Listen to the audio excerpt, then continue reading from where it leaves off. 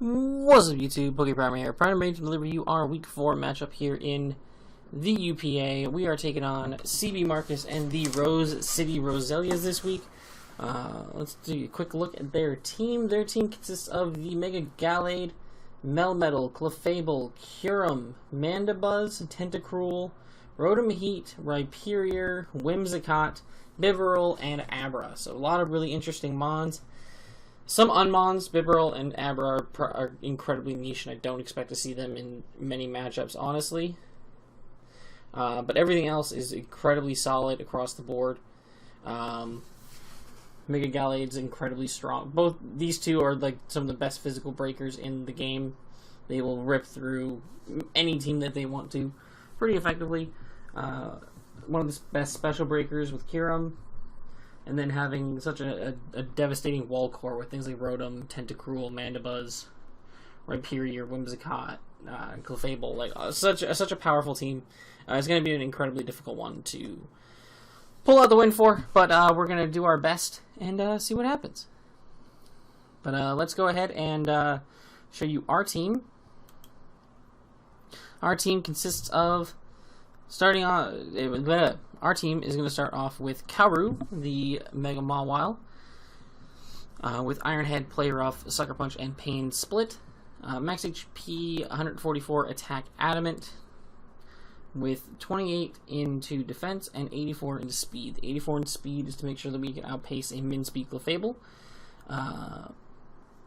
Then we have, I believe the attack investment was for, I'll be completely honest, I don't remember what the attack investment was for. I believe it might have been for Kyurem. Make sure we can OHKO Kyurem, or maybe it was for max defense Clefable. I don't remember off the top of my head, but I believe that is the case. We only needed that much to be able to do it, so we had the extra left over to throw into our defense stat. So Mawile hits his team incredibly hard. It's just, I need to be very careful with it. I need to bring it in. Try to only bring it in when absolutely necessary, because frankly it's terrifying. It's a terrifying matchup. It's a really tough matchup. This team really does mess ours up pretty badly, so I'm going to have to play really, really careful, for sure. Next up, we have Misao the Espeon with the Culver Berry, Psyshock, Dazzling Gleam, Toxic Heal Bell. Culver Berry is pretty much to allow us to deal with Mega Gallade a little bit better. Allow us to take a knockoff, hit it with a Toxic, or smack it with a Dazzling Gleam. The 100 special attack investment is so that we can guarantee to Akia an offensive Mega Gallade.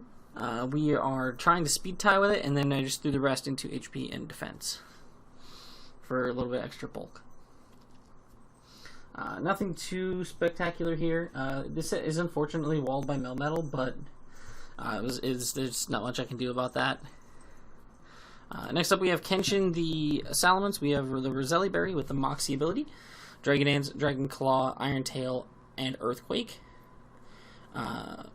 Max attack, enough speed to outpace the Kyurem, and then just do the rest to HP. If we get up a Dragon Dance, we can very well win this game.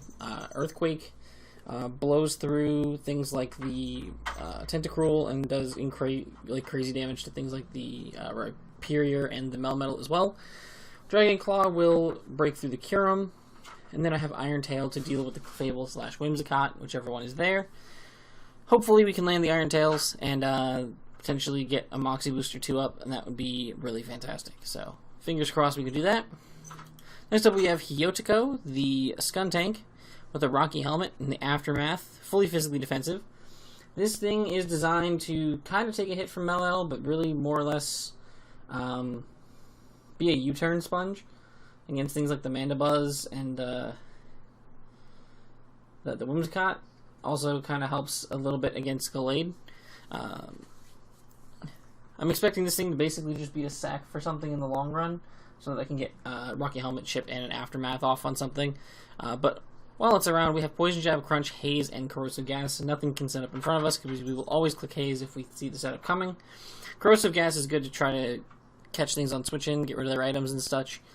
Since Skuntank doesn't get knockoff, this is just as good. And then obviously Dual Stab just to hit things like the Fable, Whimsicott, and then Crunch hits pretty much everything else. So that's pretty nice. Then we have our dual Rocky Helmet set up with Gine the Suicune with Pressure for its ability. Scald, Calm Mind, Rest, Sleep Talk, fully physically defensive. This thing tanks anything from Melmetal all day, every day, which is great. It tanks so many physical hits from his team and gets that Rocky Helmet chip going real nice. And then once we got a few Calm Minds up, we just kind of can win. Kyurem's still scary with Freeze Dry, but we have Scald, so we can never be frozen by it, which is nice. And we can potentially get the burn after a little bit. Once we get a few Calm Minds up, we should be able to break subs and stuff as well, if that's something he decides to bring. So, pretty straightforward Suicune, nothing too special here. I'm looking forward to seeing if it works.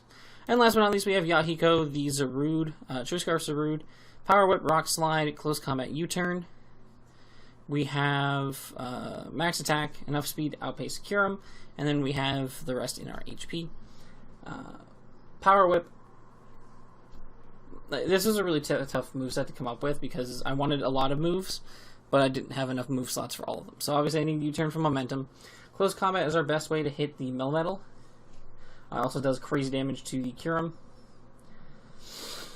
And the Rhyperior, which is nice. We have the Rock Slide. Rock Slide is good to catch the Rotom on a switch-in because I feel like Rotom would be a good switch into this Mon. And then we have Power Whip, which pretty much hits everything else like pretty hard. So it's pretty straightforward. Zarude set, nothing too spectacular. I'm not particularly confident in the matchup, but we'll see how it goes. I'm going to do my best regardless. And yeah, we'll see what happens. But let's go ahead and hop right into the battle. Alrighty guys, we are here for our week number 4 matchup here in the UPA. We are taking on CB Marcus and the Rose City Roselias. You just watched our team builder, and we see now that he brought the Rotom Heat, the Mega Gallade, Melmetal, Rhyperior, Whimsicott, and the Kyurem. This is a tough matchup. There's a lot of factors that his team has that just kind of beat a lot of what my team has, so it's just kind of it's a tough matchup to say the least. So not sure how this one's gonna go, but we're certainly gonna give it our best shot. And let's just go ahead and show you how this match played out. So he leads with the Whimsicott as I lead with the Skuntank, so it's a great lead for us. He's gonna U-turn out and take our Rocky Helmet damage as I'm gonna go immediately for Corrosive Gas, get rid of the Rindo Berry on the Rhyperior, which doesn't really matter much. Well, I mean, we did have the Zarude, so I guess it kind of works out. So he goes for the Mega Horn as we get more Rocky Helmet chip on it with the Suicune. And then we're going to go out into Suicune on the Melmetal trying to get Rocky Helmet chip, but he's actually the Protective Pads, which is really unfortunate. I do not get a burn there, which is kind of what I was really hoping for. And he's going to go into Kyurem as I go for the rest, which is really smart on his part, really smart play.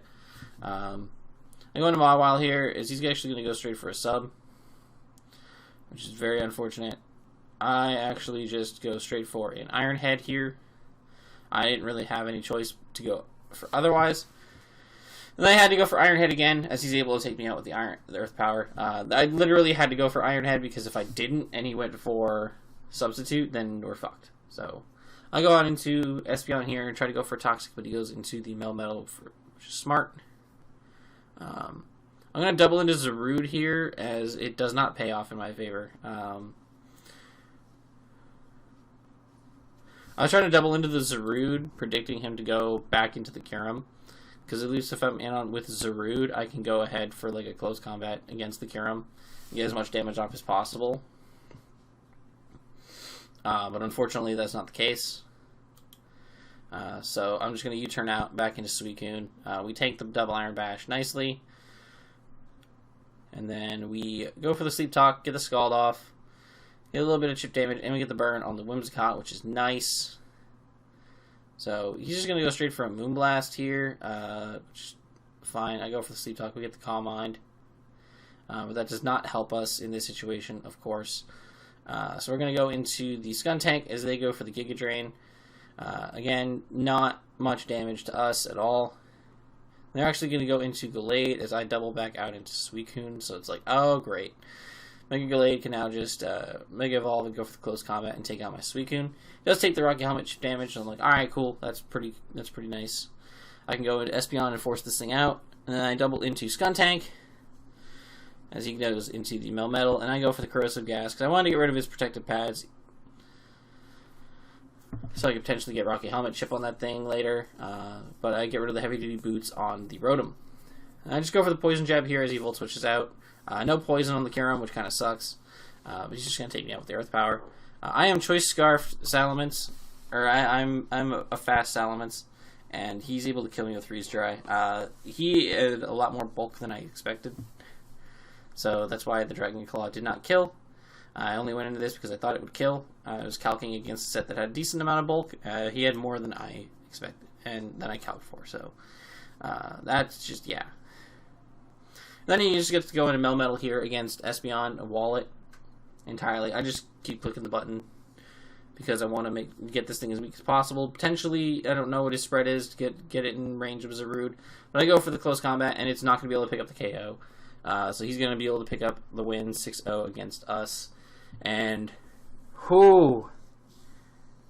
Wow. Yeah, it was a tough matchup. We didn't really have a lot to break Melmetal.